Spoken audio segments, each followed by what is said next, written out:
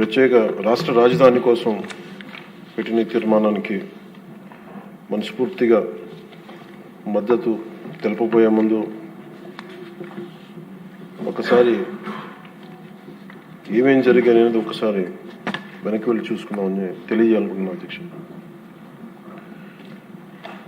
భాషా ప్రయుక్త రాష్ట్రాలు భారతదేశంలో ఏర్పడ్డాయంటే దానికి మూలాలు 1952 అక్టోబర్ 19వ తారీఖు నుండి అంకురం జరిగింది. 51 సంవత్సరాల వయసులో 58 రోజులు ఆమరణ నిరాహార దీక్ష చేపట్టిన పొట్టి శ్రీరాములు గారి త్యాగ ఫలితం ఆంధ్ర రాష్ట్ర ఏర్పాటు. దానిని ఆధారం చేసుకొని అనేక భాషా ప్రయుక్త రాష్ట్రాలు ఏర్పడ్డాయి. మన దురదృష్టం అప్పుడు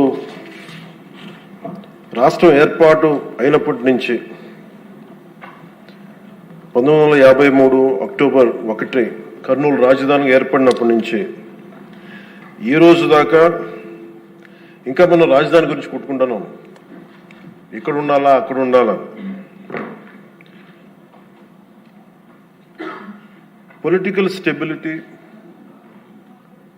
స్థిరత్వం ప్రజలకి చాలా చాలా అవసరం. నేనే హైదరాబాద్కి రాబోయింది అధ్యక్ష. మేము చెన్నైలో ఉండేవాళ్ళం, ఫిల్మ్ ఇండస్ట్రీ అక్కడ ఉండింది. మేమందరం ఏం నమ్మామంటే ఇది మా నేల, మా తెలుగు రాష్ట్రం, మా ఆంధ్ర రాష్ట్రం. అక్కడ సొంత ఇల్లుండి, మా అన్నయ్య గారికి కానీ అందరికీ సొంత ఇల్లుండి అక్కడి నుంచి అందరం ఉన్నాయన్నీ వదిలేసి అమ్మేసుకొని హైదరాబాద్ వచ్చిన తర్వాత కారణాలు ఏవైనా కావచ్చు కానీ ఇది నీ ఊరు కాదు, నీ రాష్ట్రం కాదు, మీరు ఇక్కడి నుంచి వెళ్ళిపో. పొలిటికల్గా వెళ్ళిపోవాలంటే ఇది కేవలం ఒక రాజకీయ నాయకుల వరకే గొడవ ఉంది, కేవలం శాసనసభ్యుల మధ్య గొడవ ఉంది అంటే అది వేరేగా చూసేవాళ్ళమే. కానీ సగటు ప్రతి ఆంధ్ర పౌరుడి మీద దాని ఫలితం దాని ప్రభావం చూపించింది. నాకేమనిపించిందంటే ప్రత్యేకించి చిన్నప్పటి నుంచి అందరం దేశం అంటే ఇష్టం, జాతీయ భావాలు, నేషనలిజం, ఈ భావాలతో పెరిగి భాష కానీ, కులం కానీ, మతం కానీ ఇవన్నీ మనకు చాయిస్ లేవు, ఇక్కడ పుట్టామనుకుంటాం.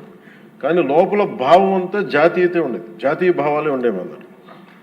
అలాంటిది ప్రాంతీయత, ఉప ప్రాంతీయత, రీజనలిజం, సబ్ రీజనలిజం తోటి మళ్ళీ ఇక్కడికి వచ్చేటప్పటికి నాకు గుండె లోతులోంచి ఉద్వేగం, ఆవేదన కలిగి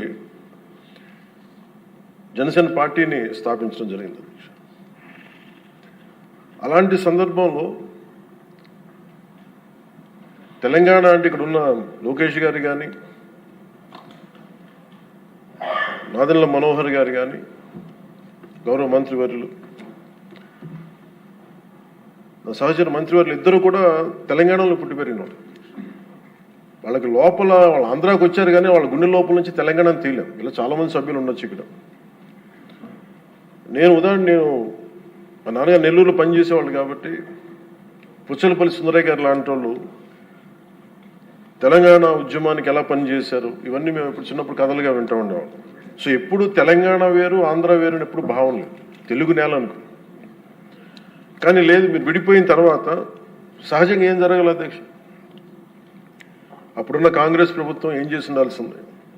ఇంత నష్టం జరగబోతుంది, ఇన్ని కోట్ల మంది ప్రజలు విడిపోతున్నారు, ఇట్స్ కైండ్ ఆఫ్ పార్టీషన్.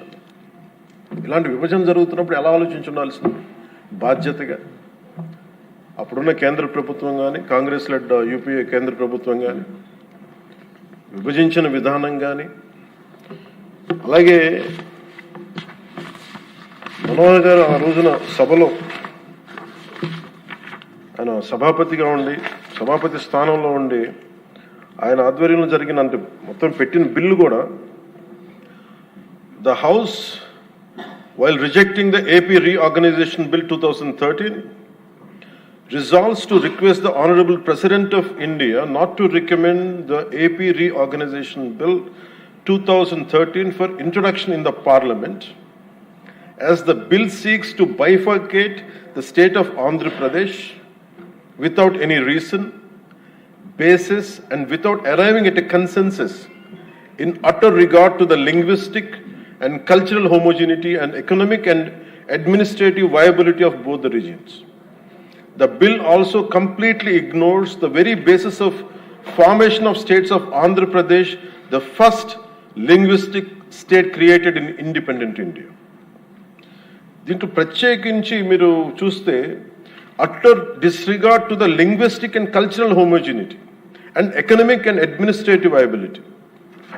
ఇందాక లోకేష్ గారు చెప్తున్నప్పుడు కనీసం ఆఫీసులు కూడా లేవని ఫోటోలు చూపిస్తూ ఉంటే, నేను అప్పుడు ముఖ్యమంత్రి గారిని కలవడానికి వచ్చినప్పుడు ఆయన ఆఫీస్ చూశాను. ఏదో ఇంజనీరింగ్ ఆఫీస్లో కూర్చొని ఆయన చేసే విధానం అంటే ఆయన క్వైట్ అన్ ఆప్టిమిస్ట్ కాబట్టి, ఆయన చాలా బలమైన ఆశావాది కాబట్టి, ఇక టెంట్ వేసుకుని మనం చేద్దాం, డెవలప్మెంట్ చేద్దామన్న ముందుకు తీసుకెళ్తా ఉన్నారు అధ్యక్షుడు.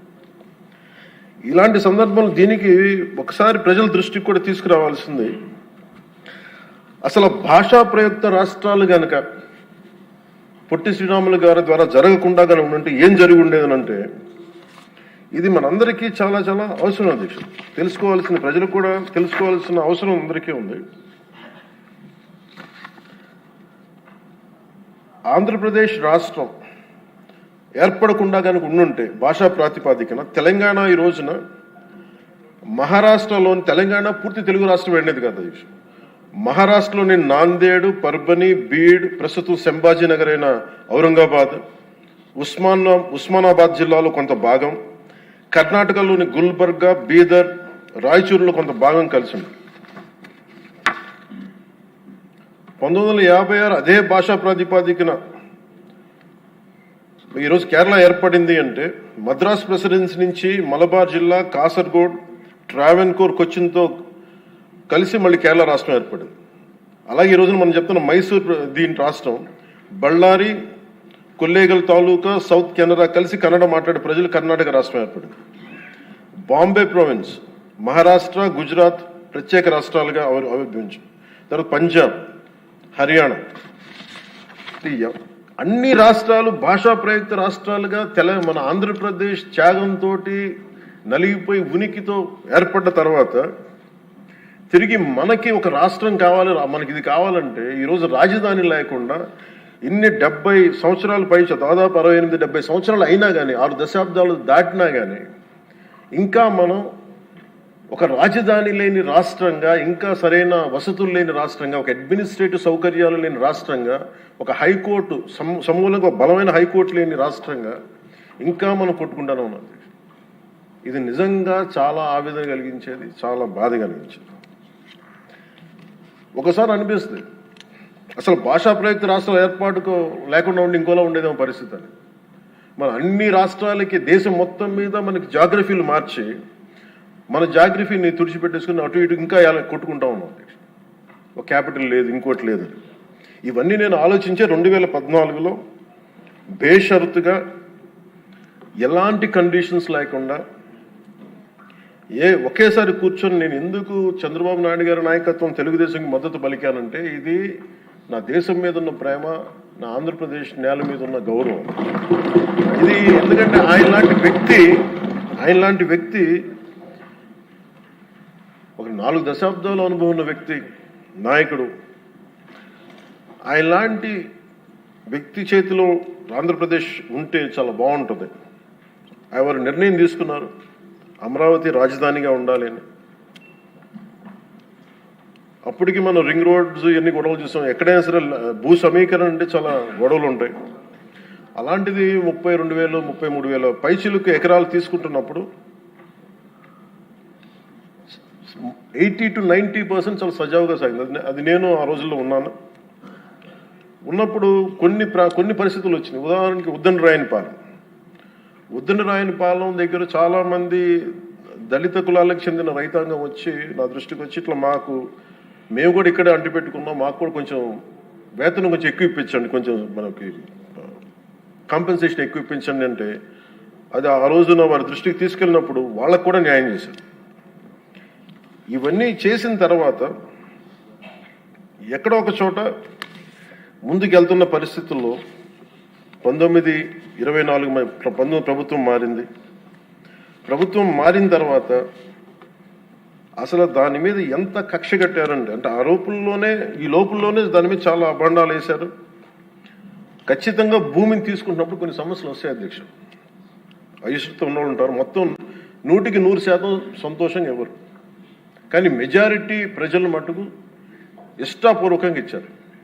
అందరూ నాలాగే నేను ఎలా అయితే వచ్చానో మన రాజకీయాల్లోకి మన ఉనికిని కోల్పోయాం, ఆంధ్రప్రదేశ్కి ఉనికి లేదు, రాజధాని లేదనేది నేను అమరావతి జిల్లా సంబంధించిన రైతాంగం అందరితో మాట్లాడితే చాలా ఎక్కువ శాతం మంది మా ఇష్టం తెస్తున్నాం. ఇక్కడ మేము నేల పోగొట్టుకున్నాం, హైదరాబాద్ పోగొట్టుకున్నాం, మేము ఇస్తాం అని చెప్పి చాలామంది సంతోషంగా ఇచ్చారు.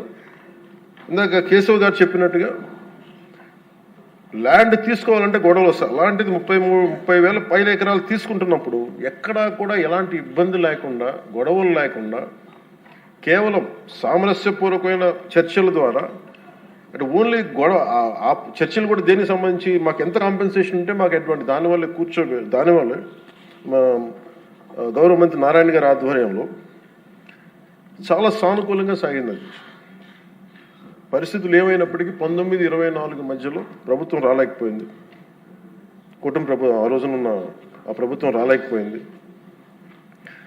వచ్చినప్పటి నుంచి అసలు ఎలాంటి గొడవలు జరిగినాయి అంటానికి చాలా మీకు ఎంత బాధ కలిగించే అంశాలంటే ఇంట్లో నుంచి బయటికి రాని ఆడవారు అసలు బయటికి రావాలంటే ఆలోచించేవాళ్ళు. అలాంటి ఆడపడుచుల మీద కష్టం, శారీరక శ్రమ తప్ప వాళ్ళ ఒంటి మీద వాళ్ళ శారీరక శ్రమ తప్ప ఇంకేమీ తెలియని వీళ్ళందరూ ఇష్టంతో పొలాలు ఇస్తే ఈరోజు ఇక్కడ రాజధాని లేదు, ఇక్కడ ఉండదు అనే ఒక గత వైసీపీ ప్రభుత్వం చేసిన దీనికి నాకు జనసేన పార్టీ కార్యాలయంకి వచ్చి ఆడపడుచులు ఎలా దెబ్బలు కొట్టారు, పోలీసులు ఎలా కొట్టారు అనేది నాకు ఇది వివరించే దృశ్యాలు అధ్యక్ష. అలాగే ఎలాగ వీళ్ళని వచ్చి ఎన్ని రకాల కష్టాలతో ఉన్నాం, మాకు ఏం చేస్తున్నారు అనేది మా జనసేన పార్టీ ఆఫీస్ దృష్టికి తీసుకొచ్చారు. ఆవిడికి ఇక్కడ చూస్తే మీకు ఆవిడ ఎలా కొట్టారు పోలీసులు అనేది ఆవిడ ఏడుస్తుంది. నేను ఇంట్లో నుంచి ఎప్పుడు బయటికి రాలేదు, నా బిడ్డల భవిష్యత్తు కోసం ఇస్తే నన్ను ఎలాంత దారుణంగా కొట్టారు చూడండి అని చెప్పి మేము చెప్పుకోలేకపోతున్నాం, మేము కూర్చోబెట్టి ఎక్కడెక్కడ కొట్టారు మీకు చెప్పలేకపోతున్నాం అనేది ఆవిడ చాలా హృదయ విదారకంగా చెప్తుంది. ఈయన పాపం పనిచేసుకున్న రైతే, ఆయన మాకు ఎందుకు కాంపెన్సేషన్ ఇవ్వట్లేదు అని అమరావతి గురించి ఎందుకు మీరు కంటిన్యూ చేయారంటే ఆయన మీద దాడి చేసి రిపీటెడ్గా ఆయన కొట్టింది ఆయన చూపిస్తున్నారు. ఇదే చూస్తే ఇక్కడ ఈ ఆడపడుచున్నాడు.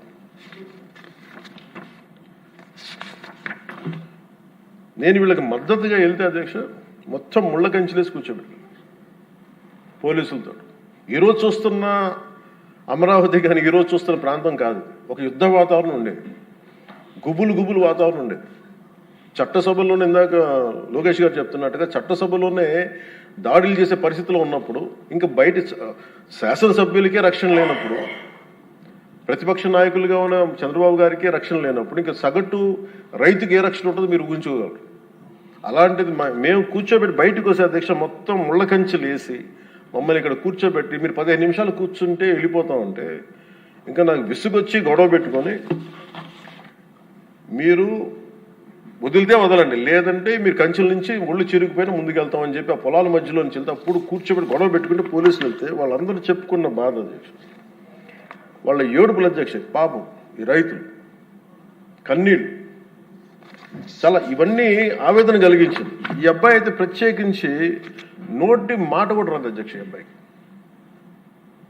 బాధ ఎలా కొట్టారో కూడా అబ్బాయి చెప్పలు. ఈ అబ్బాయి వీళ్ళందరూ కూడా దళిత కులాలకు చెందిన కులాలు అధ్యక్ష. ఈ అబ్బాయికి మాట కూడా రాదు, ఏడుస్తా అంటే ఏం చెప్పాలో తెలియట్ల, భాష లేదు ఆ భావానికి, ఆ ఏడుపుకి, ఆ వేదనకి భాష లేదు. ఆ సైగలతోటి ఆ రాని వచ్చిన ఒక మోగ గొంతుతోటి మాట్లాడుతుంటే నా గుండె కరిగిపోయింది. రైతాంగం అందరూ వచ్చి మమ్మల్ని రిపీటెడ్గా మాకు హెల్ప్ చేయండి, మీరు నిలబడాలంటే ఇవన్నీ కూడా నేను అప్పుడు మేము అలయన్స్లో ఉన్న భారతీయ జనతా పార్టీ కేంద్ర నాయకత్వాన్ని దృష్టికి తీసుకెళ్ళి ఆ రోజున జనసేన పార్టీ నుంచి చాలా బలంగా నిర్ణయం తీసుకున్నాం. ఆంధ్రప్రదేశ్కి ఉండేది ఒకే ఒక రాజధాని, అది అమరావతి అవుతుంది. అది మేము చాలా క్లియర్ కట్గా మేము చాలా బలంగా తీసుకున్నాం అధ్యక్షుడు. ఇది తీసుకున్న తర్వాత మాకు అక్కడి నుంచి 3 రాజధానులు అంటే సమస్యని పరిష్కరించకపోగా జటిలం చేశారు వీళ్ళందరూ. మేము అలయన్స్కి ప్రత్యేకించి మేము పెట్టుకుంది ఆంధ్రప్రదేశ్కి ఒక్కటే ఏక రాజధాని ఉంటుంది, దాన్ని ముందుకు తీసుకెళ్తాం. అదే కమిట్మెంట్తో వచ్చాం అధ్యక్ష. ప్రజలు దాన్ని అర్థం చేసుకున్నారు. మనస్ఫూర్తిగా దీనికి 164 సభ్యులతోటి ఎన్డీఏ కూటమిని గెలిపించారు. ఈ రోజున మేము ఆ మాట నిలబెట్టుకునే భాగంలో ఒక అడుగు బలమైన అడుగు పాదముద్ర పడింది అధ్యక్ష. ఇది చట్టసభల్లో ఇచ్చే మాట జస్ట్ ఒక సింపుల్ ప్రామిస్ కాదు, ఏదో చేస్తాం అలా కాదు.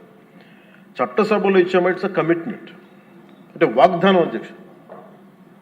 ఏదో ఇచ్చాం కదా మాట అలా కదా, ఇది వాగ్దానం అనే పదమే వాడతాం.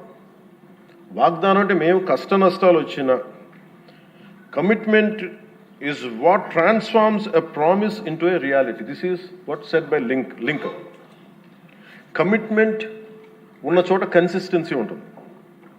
అందుకే మేము ఈ రోజున ఎన్డీఏ కూటమి ప్రభుత్వం చంద్రబాబు గారి నాయకత్వంలో we're committing, we have committed, we will make sure this is only going to be the capital of state of Andhra Pradesh.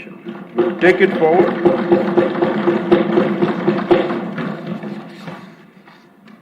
ఎందుకంటే మా ఇంటెంట్ చాలా చాలా క్లియర్గా ఉంది. It's not a simple int, it's a commitment అధ్యక్ష.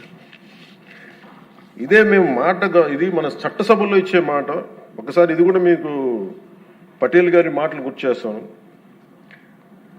600 పైచిలకు మన చిన్న చిన్న రాజ్యాలన్నీ కలిసి ప్రిన్సిపల్ స్టేట్స్ అన్ని కలిపి ఇండియన్ యూనియన్గా పెట్టినప్పుడు ప్రైవీ పర్స్ పెడతాం, మీకు అందరికి ఇస్తాం అనేది, రాజభరణం ఇస్తామని చెప్పిన తర్వాత ఆయన అయిపోయిన 2 రోజులకి చెప్పి అప్పుడు రాజభరణం ఎందుకు ఇవ్వాలని మాట్లాడుతుంటే మన చట్టసభలో ఇచ్చిన మాట మనం ముందుకు తీసుకెళ్ళకపోతే ఈ చట్టసభల మీద విశ్వాసం ఉండదు. అది రాజభరణం తీసేసిన తర్వాత కూడా దాని ముందే ఆయన చెప్పారు, రాజభరణం తీసేసే మైండ్ సెట్లో ఉన్నాడు, ఆయనకి అర్థమైంది అనుకుంటే ఆ కాంటెక్స్లో చెప్పారు అధ్యక్షుడు. అలాగా మేము this should be a commitment. ఇందాక లోకేష్ గారు చెప్తా ప్రతి ఒక్కరికి ఇదే భయం ఉంది, మళ్ళీ రేపు పొద్దున వీళ్ళు వస్తే ఏం చేస్తారని. ఏమీ చేయలేరు, రారు, ఏమి చేయలేరు. దానికి ప్రతి పెట్టుబడి పెట్టేవాడు, భూమి ఇచ్చిన ప్రతి రైతు, సెంటు భూమి ఇచ్చిన రైతు దగ్గర నుంచి 1,00,000 కోట్లు పెట్టిన మన లక్ష్మీ గారి దాకా ప్రతి ఒక్కరు ఏమడుతుంది, they need stabilities. We have to commit our selves. We will give stability for the 5 crore people of Andhra Pradesh. Through that we stabilize our country, Bharat. ఇది కనుక మనం నిలబడకపోతే మనందరికీ భిన్నమైన అంశాల్లో కొంత తేడాలు ఉండొచ్చేమో, అభిప్రాయ భేదాలు ఉండొచ్చేమో, పాలసీ ఎలా కాకుండా ఎలా చేయొచ్చేమో అభిప్రాయ భేదాలు వస్తాయేమో, రావచ్చేమో నాకు తెలియదు. ఇప్పుడు దాకా రాలే, సంతోషం. రాకూడదని నేను కోరుకుంటున్నాను ఖచ్చితంగా. కానీ ఏది ఏమైనప్పటికీ భవిష్యత్తులో మటుకు మనందరం ఒకటే మాట మీద అమరావతి రైతాంగానికి కట్టుబడి ఉండాలి, నిలబడాలి. This is my commitment.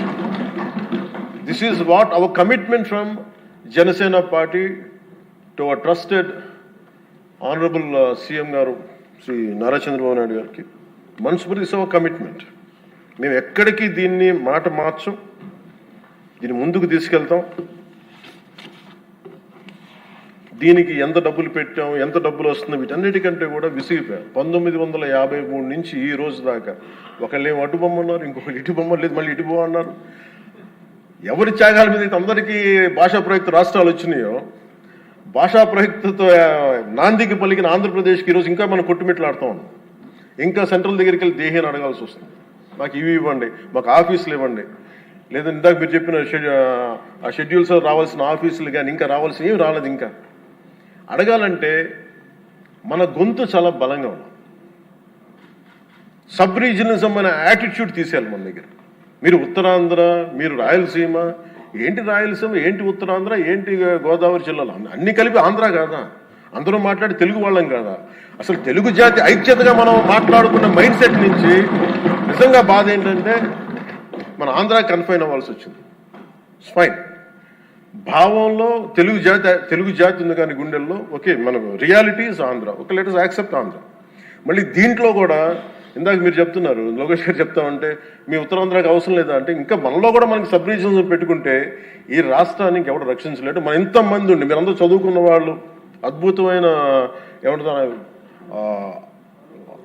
అనుభవం ఉన్నవాళ్ళు, మీరు కూడా మీరు కూర్చోబెట్టి దీన్ని బలంగా ప్రజల దగ్గర తీసుకెళ్ళిపోయి ఇదంతా మంది ఒకటే నేల, ఒకటే రాష్ట్రం, ఒకటే భాష, ఒకటే జాతి అని మనం బలంగా బల్లగుద్ది చెప్పకపోతే గెలుపు ఎక్కడ ఉంటుందంటే మన బలహీనత వాళ్ళ గెలుపు. అది గుర్తుపెట్టి, మన బలహీనత, మన అనైక్యత.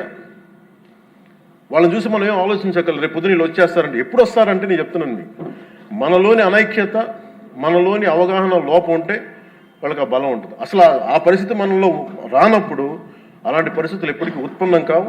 స్టెబిలిటీ ఫర్ దిస్, ఒక జనరేషన్ స్టెబిలిటీ ఇవ్వాలి మన Andhra Pradesh. I'm committing for that. ఒక generation stability 25 to 32 years stability ఆంధ్రప్రదేశ్కి ఇవ్వాల్సిన అవసరం ఉంది. ఇది ఈ రోజున ఇక్కడ ఉన్న వాళ్ళు ఎవరు కూడా అధ్యక్ష, ఎవరికి డబ్బులు అవసరం లేదు, ఎవరి పనులు వాళ్ళకు ఉన్నాయి, ఎవరి జీవితాలు వాళ్ళకు ఉన్నాయి, ఎవరు వ్యాపారాలు వాళ్ళకు ఉన్నాయి. నా ఫిల్మ్ యాక్టింగ్ కెరీర్ ఉంది, నాకు ఇవన్నీ నాకు దీంట్లో నాకు లబ్ధి పొందేది నాకేం అవసరం లేదు. కానీ నా భవిష్యత్తు ఒక్కసారి స్టెబిలైజ్ అయిన తర్వాత మేము తెలంగాణ నుంచి తిరిగి ఇది మీకు సంబంధం లేదని అనుకున్నప్పుడు ఈ బాధ ఇంకెవరికి రాకూడదని అనుకున్నాం అధ్యక్ష.